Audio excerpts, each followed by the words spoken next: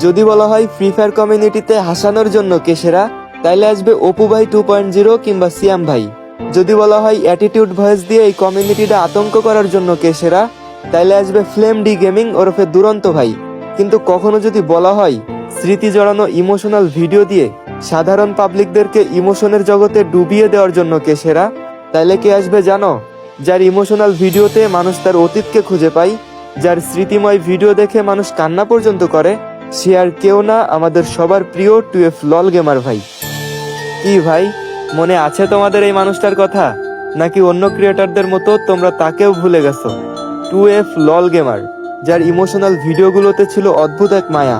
তার ভিডিওগুলো দেখে মানুষ নিজেকে হারিয়ে ফেলতো কল্পনার জগতে। তার ইমোশনাল ভিডিওগুলো হয়তো অতীতের স্মৃতিগুলো নিয়ে, যা বেশিরভাগ মানুষের জীবনের সাথেই মিলে যেত। গাইস, তোমরা কি জানো আমাদের এই 2F লল গেমার ভাইকে হাসির রাজাও বলা হইতো, কারণ তিনি তার ইমোশনাল ভিডিওর পাশাপাশি ফানি ভিডিও আপলোড করত। তার ইমোশনাল ভিডিও দেখে মানুষ যেমন কান্না করত, ঠিক উল্টোভাবে তার ফানি ভিডিওগুলো দেখে মানুষ অনেক বেশি হাসতো।